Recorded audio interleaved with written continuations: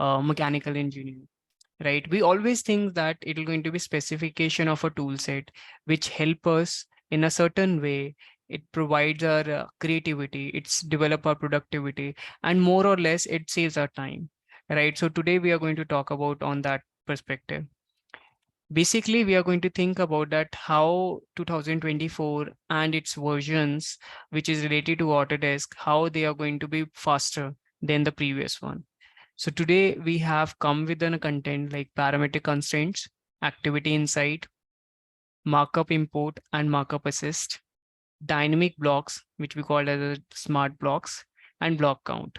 So these are the things we are going to have for the day, where we are going to talk about into a detail, and let's learn about something which help us in our productivity. So when I talk about 2024, right? So it's going to be delivered into the three categories. First, accelerating creativity. Second, tailored functionality. The third, connected design experience. Throughout the previous versions, right, we have seen that how Autodesk have moved up into a new technology and how they are introducing with the tool set, which is going to be connected always with the design, right? If you're going to talk about 2021 to 2023, we have seen that the Autodesk have come up with a lot of technology based things, right, which are going to be directly connected with the contractors or directly connected with the field suppliers or the field designer, right? So yes, of course, this time also they brings up into the connected space. If we talk about accelerating creativity, so how does it going to be help you around? See, you are going to develop the design which is totally based upon the client requirements, and those clients are going to be come with a limited time that these things are going to be delivered into a certain specific area of motion, right? So those specific time and those specific content needs to be have a certain number of hours which you have to develop your design, and it's going to be have a lot of a Russian time, right? You don't put it into a one on a one, right? You require a multiple persons who are going to be enforced you to make the design workflows. So when it comes to a creativity, right, you need to understand that what kind of a version, what kind of a product you are going to utilize. If I talk about the today's presentation, after that presentation, you would feel that yes, if these tools can be help you out into a 63% average productivity gain. When it comes to a percentage, yes, of course, you can increase that percentage, but yes, you are going to base platform of that is 63%. You are going to have a specialized tool set for that, right, which helps you around to make your design into a next level. So let's talk about here. First thing, parametric constraint. So basically, when you are going to have a information and those information are going to be connected with the certain design, or you wanted to make a collaborative through your workflows, right? So yes, of course, it's going to be help you around. Likewise, if I'll mentioning this one, let's say I'm making here a simple design, right? I have here a polygons and some of the lines I have it, right? So I need to provide here a parametric constraint. So parametric constraints are nothing but it's just a constraint which we have understood through a geometry, right? So you can see when I select here a lines, so the lines are going to be independent entity. When you are going to apply certain kind of a constraint which have been applicable on the AutoCAD, right? You found that they are coincident, there's a perpendicular, there's a horizontal. So there are a lot of things you're going to provide this one, right? While providing this one, you can have here a certain constraint apply on the both of the entities, which makes them a constraint based, so that those lines are going to be restrained with that parametric things, right? Now we have utilized that this one is a coincident. Coincident means that the two of the lines are going to be joined for a fix, right? Now if I select those two lines, so those two lines are going to always fix if you're changing with the grippers, right? So normally we require these things in every content of a geometry, right? Because you are going to into a designing field, so you needs to make a movement, right? For example, now if I make here a one kind of a rectangle, right, with the dimensions, if you can see, I can put my grippers here and there. So you found that the shape of a rectangle is changing into a a parallelogram, it can be changed into any other polygon, right? But if I talk about these parametric geometries, so these parametric geometries can be movable according to the parameters. The right two can be changed with the parametric, but the left one won't be changed. Now I am using here another constraint, that is a horizontal. Now this line always becomes a horizontal, no matter if you're going to change its gripper.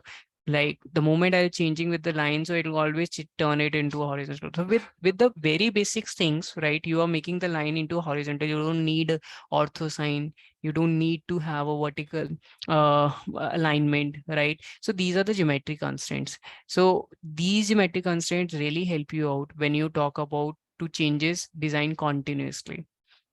Like if I want to provide the dimension into lock means that it's going to be restrained with the dimension, right? The moment you are going to change the gripper, it is going to be changed through the left and right gripper as well. If you want to change the horizontal line always, right? So you found that if I make this one as equal, so if I put that the second one, so always it's going to be constrained with the equal. So if first line is going to be changed, the second line always going to be changed because it's restrained with the parametric thing, right? So in the initial talk of a design or a geometry, when you are into a design or geometry, you can change those parametric constraints. Now, if you wanted to make them as a perpendicular, so you can select very clearly that this is a perpendicular. So you can see that without a dimension, without a grippers, right? Those things are going to be changed automatically. How? It's just a geometric constraints, right? Similarly, if you get here a certain kind of a dimension or base geometry, right? You wanted to make them as in a regular base geometry. So you can utilize those things. Evenly, if you're going to talk about a parallel, so parallel can be also been applied. Applying here a constraint, it means that if you're selecting any line which is changes through the conditions row, so it's going to be changed according to the parametric constraint, right? So that is the biggest thing people can utilize. But I think that if you're utilizing those things in a very short period of a time, so the drawings can be changed automatically, right? And you can get the desired result, and you are going to put your efforts into the some other areas, not into changing the shapes and the dimensions, right? So these are the things, right? If I going to make this one as a horizontal with the first figure, so there is an option which is called as a horizontal, right? G horizontal. So you can make that two of the lines are going to be horizontal with its basic functionality with the first or a second geometry, right? So you can see that the two of the lines can be horizontal. So if you're changing anything, it's going to be always into a parallel. And it can be a perpendicular, it can be a equal, it can be a coincident, it can be a concentric, right? So there are a lot of geometric constraints we can have. So if I talk about a perpendicular with the second part, right? So you found that it's going to be perpendicular to the third figure as well, right? So you can see that well, making a dimension with equal constraint, right? So the other dimension of the geometry is also going to change. So it will be more likely just like a parameters, right? Which we have developed, which we have seen inside in a 3D softwares like Revit or like 3ds Max, right? Over there, we found that the geometry is going to be changed through the uh, geometric parameters, right? But in AutoCAD, we also have this one, the same thing. If we realize that this is can be done through a parametric constraint. So let's say selecting this geometry with the second object. So you found that if you're changing anything inside a first geometry, it can also change into the second geometry. So just because of the dimensions and the constraint which you have applied. So this is the biggest the part which you can feel over here, which you can change over here through the constraints. Now, if let's say if you're providing here some circle, right? So circle is also going to be provided with the things like you wanted to make this one into a concentric. You wanted always that these circles are going to be always into a concentric or find it out the center point, right? So how you are going to do it? It also having the parametric, which is called a concentric parameter. You can select both of the circles, so it found the common center point. So no matter if you're changing anything or moving anything, it's going to follow the center point, right? So we have seen that in our design, there are a lot of things which are going to be follow some constraints whether it will be in your mind or probably in your design. But if it will be in your design, then you should use a parametric constraint so that it can help you out to make those things into your product, right? And even though you can see, it'll be parametric constraint or something like which you are going to provide to your geometry at any time, right? You found that you wanted to do here a dimensions and you wanted to log that dimension so that other person who can going for a conceptual or going for the next stage of it, he'll able to know that what is the dimension you have utilized, right? So now I have provided here a dimensions. In that dimension, I can give here whatever the dimension I would go, let's say 500. So you see that the lines have been shifted, right? So it's behaving like just like a parametric based software, right? Seems it is not, but yes, through a parameter you can do it, right? You are providing here a dimensions, and when you are providing with the dimension, you can see that the dimension you can change. You are actually changing the dimension and changing the geometry, which we have seen inside a 3ds Max or a Revit program, right? Over here with the tool of a parametric, we are changing it. Even though we can multiply with the functions, if we are multiply with the function, you see that I have changed into the third geometry, but it changed into the first one as well, because those first geometry are being constrained with the third geometry, right? So this is how the things are going to be changed. And I think with application of this kind of a tools, you can go for into the next level, and you can propose the design, propose the connectivity to get it into the second stage. It makes you a help, right? So that you are going to understand that this is the dimension you need to change. So you change it by one, and automatically the other things are going to change. You don't need to invest into the first figure separately, second figure separately, and third figure respectively, right? So you if you know about the design, if you know about that what things and what constraints benefits you, then of course it's going to be help you out in the beneficial manner, right? Similarly, I'm trying to providing that the concentric circle should be into the center. So you found that with the utilization of a normal parametering and all, right? The constraint, the dimensions, right? So I can do that one. Even though you can find in my screen, on my screen, that there is a delete constraint. So constant also can be deleted, right? So this is basically helping you throughout your design. So parametric constraints is one of the thing which everyone should utilize. So now the next is, if I'll make this one, about the activity insight, right? So activity insight is the second part of a platform, right? Where you are going to collaborative your design with the AutoCAD and with your designers, right? What does it mean? It means that, let's say if you're having 2024, right? So basically if you're going with the design, right, you found that on the view tab, you're having activity insight. So activity insight have been something like which you are going to update your design for your team members. Like I have already provided here activity insight where I have utilized all of the file folders, where I'm utilizing through my connectivity when the file have been changed, when the days have been according to the time accordingly, right? I have checking all those drawings and making that at what instance of a time it has been changed. Now you can see that the purge have been done, right? Now if I selecting any kind of a object, right, and saving that one, right, so you found that it'll be edit. So by the time if someone have changed, so you can change it and see that who have changed at what event, at the file moved, is the reference PDF we have been sent, or who have done it, right, who have added it, who have purged it. So you are going to track it accordingly. If you're going to talk about that in 14th of January, who have changed the file, right? So you can get here the activity insight, the whole of your drawing. It is not related to the one drawing, it can be related to every drawing, right? So multiple times we have seen that the drawings are been changing with the new and new and new 1 2 3 4 5. So you can also get here that what files have been copied. So activity insight has been something which gives you a connections for your team members whether this file have been moved or edited. All right. So if I talk about here block palettes. Now, the count feature has been very much important. We have seen that the number of times if we are providing here a block, right?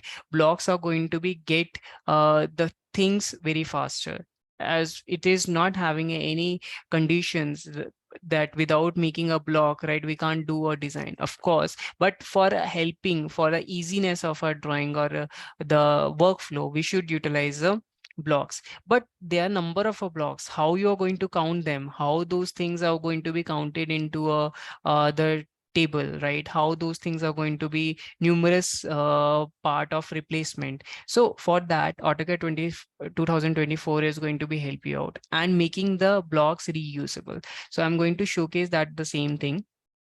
So this is one of our drawing, right? Over here, you can found that the certain kind of a things I wanted to make with the count part. Now, the count is like, if I select any kind of my block or any kind of a entity, it can be a polyline, it can be a line, or it can be anything, right? If I select any kind of a geometry, like this is the one of a cabinet, right? I have provided. So if I'm using here a count object, so you found that the similarity of that blocks are going to be highlighted, right? And I can show that one, that number of count have been over here too. So two are having a report and two are having a the same, right? So what are the differentiate in between of the blocks? You can find it out very clearly, right? So this is the one of the feature, because most of the time we are making a number of blocks with the same similar category of the design, right? We don't able to know that this design is going to be changed with the previous one. What is the differentiate between it? But the count feature really help you out. Now you can see on the left hand side that the number of blocks have been here. So you can select those number of figures and you can count it very well that this is a number of 4, right? You can select any kind of blocks and you found that this is the blocks over here and how many number of times it will be utilized, right? So this is the best part where you can able to know that which blocks you need to delete it. Now there is a table also, you can create here a table and you can find whatever the block you wanted to come into account, right? You can make actually a table that this is number of a chair, this is the number of a trees you are going to provide it, right? So if I'll talk about here a smart block placement. Now, smart block placement is something like which we called as a automatically place blocks.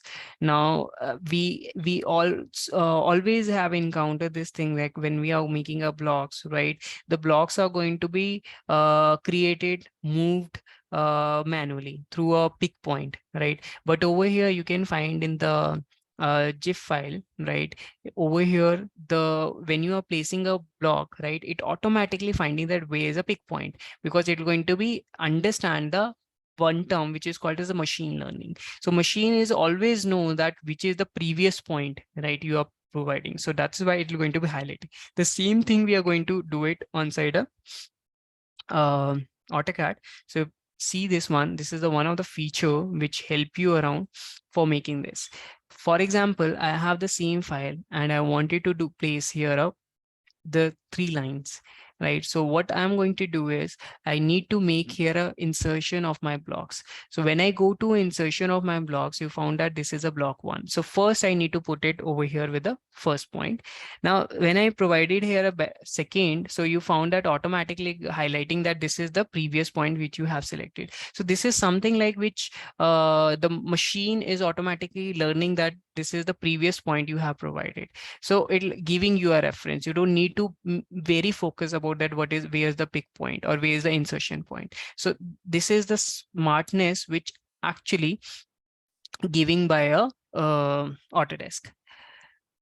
And right, so and there's another thing on the alternative, which is called as a replacement. Now, replacement is something like if you have placed the blocks, smart blocks, and you wanted to quickly replace those blocks with the previous, or you wanted to replace with some other stuff, like you have placed here a round chair, but you wanted to place with a rectangular, right? You have placed with a single door and you wanted to replace with a now double door. So how the replacement can be done? in the previous things, right, what we have to do, we have to delete the block or we have to redefine the block. But over here, we can replace it, because since it will be a part of machine learning, so it remembers that how the replacement can be done. And if I'll ask you that what is a replacement, so replacement is nothing but it just whatever the thing you are having, it replacing it. But in the previous part of version, what we have to do, we have to do all those things with the manually. But over here, something you found that which is very interactive and which is very utilized for your drafting skills. So if I'll opening this one, how to do a blocks placement. So over here, you found that there's a one drawing, I have it, right? If I want, and I have on the right hand side, I have a block insertion palette. So what I need to do, I have selected here a chair, and those chairs, I want to replace it with the another chair, right? How I would do it, you can open here a properties palette. On the left hand side, you can find, first of all, you found here a replace, right? Replace is something like which you can find it on the properties palette as well. So when you click this chair and you wanted to replace with other chairs, like there's a couple of options you find. So I wanted to do with the new chair too. So if I select this one, so you found that automatically the chair have been shifted. This is something like similar which we utilize blocks, redefining it, right? When we change into a blocks, it will change it. So this is the replace part which help you understand how the things are going to be come. Okay. Another great feature which I found, it has been very much important. Like in 2022, in 2022 version of AutoCAD, right? They have introduced with the tracing feature, right? So those who have been really new, who haven't used the tracing feature, so let me give them as a preview.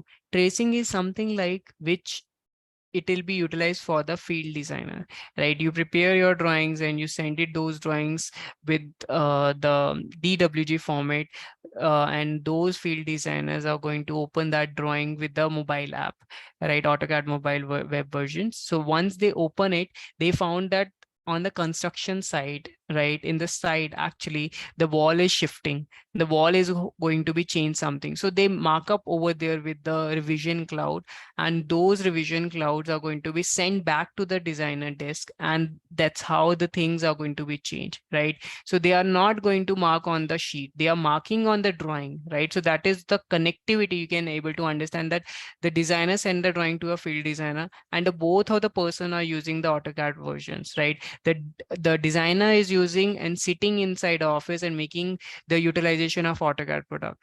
On another hand, the field designer is using web version. So web version, both basically both of the work platform is AutoCAD. So if field designer changing and giving a reviews about the site, so they are directly coming to the designer desk. So that is a tracing feature.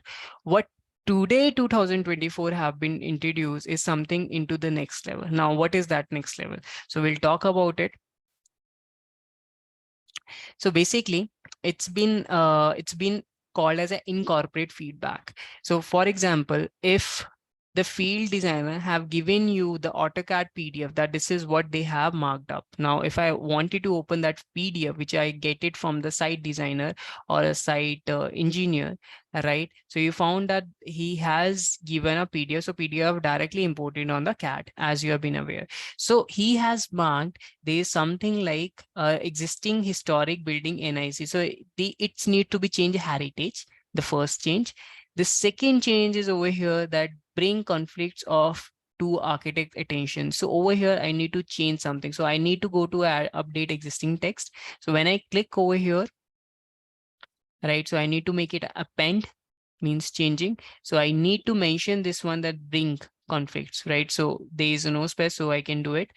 Now, changing with the second change, this is is existing historic to heritage. So if I wanted to change the text, so I can change that text, replace with the existing text, changing this one with the heritage. So when I click this one, I don't need to write anything. It will automatically, because PDF can be able to understand this is what it have been written.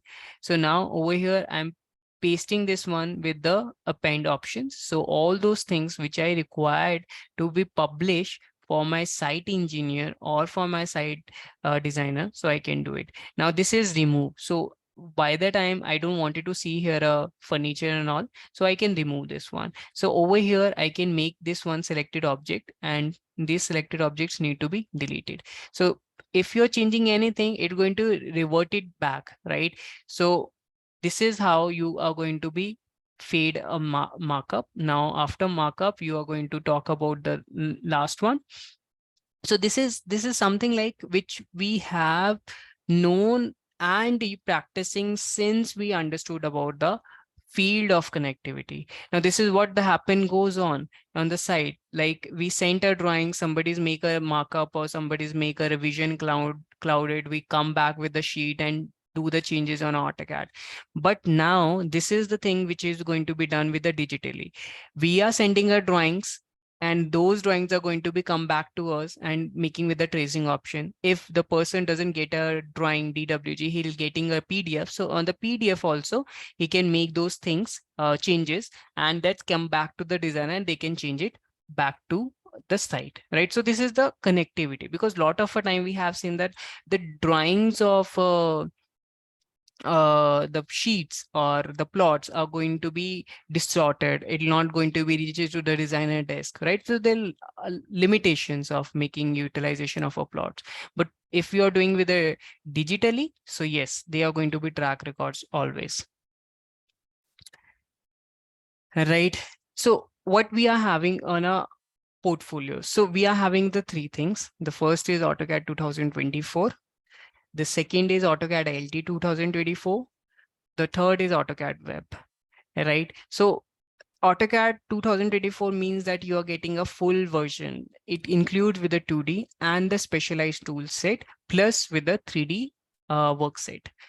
In AutoCAD LT 2000, like if I'll talk about the versions, right? If I'll talk about more into AutoCAD LT, so it will only have help with the 2D design. It will going to be only design and draft for the AutoCAD part LT, only with the 2D, not the 3D.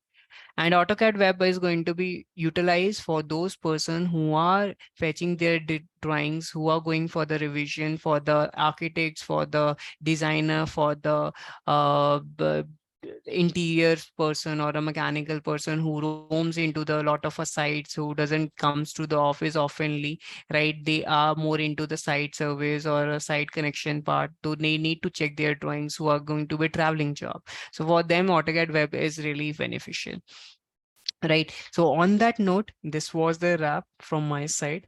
And if you are coming with any kind of queries or anything you want to go, you can tell me and you can ask for without hesitation.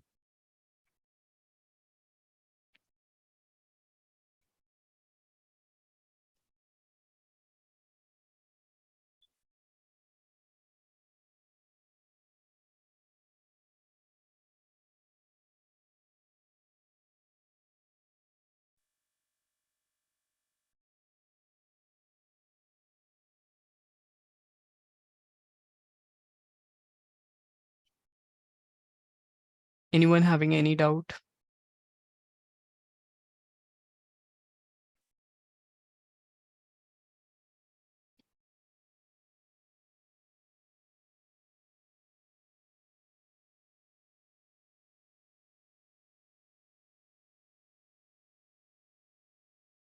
Okay. Ashita Jan have asked about that. She was not clear about the count and block palette. Okay, right. So basically, the block we are having inside AutoCAD, right? But we don't have a capability to make that how many number of blocks are being utilized in that particular drawing. If I connecting with you example, let's say in a floor plan, if you are providing with a number of a furniture, let's say number of a desk you are providing, right? So how many desks have been provided inside a first floor plan? So it will be difficult because you need to count it them, right, manually. So count is something like which are going to be breaks you into a table. Now if you're using a count inside AutoCAD, yeah, I'm just doing this. Like, okay, I'm connecting with the another example. Let's say if you are providing a chairs, right? So in the floor plan, you have provided 10 or 20 chairs, right? And after the another day, you copied multiple times of a chair again, right? So how you are going to understand that those chairs are going to be number of items, right? You wanted to prepare a one schedule or schedule of that item. So for doing this, you can utilize the count command, which recognize that which block you have utilized multiple times and how many multiple times you have utilized those chair blocks. So it going to be gives you information into a numerical way. So these are the 50 chairs you have utilized in this area, these are the 60 chairs you have utilized in the area. So basically it's going to be conclude with the table. So count is that kind of a feature which calculate that these are the number of chairs you have provided, these are the number of blocks you have provided. I have given you an example of a chair, but it can be anything which comes into a block.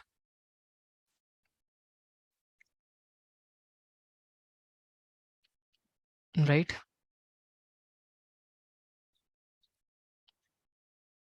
Okay. Is there any other thing you wanted to ask? Anyone?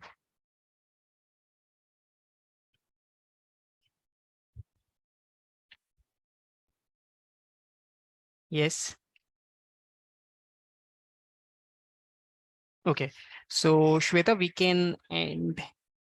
So we can end up with this session, right?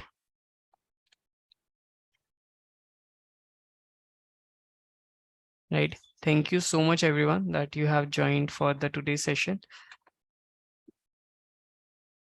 And next time we are going to come with another fruitful one. Thank you.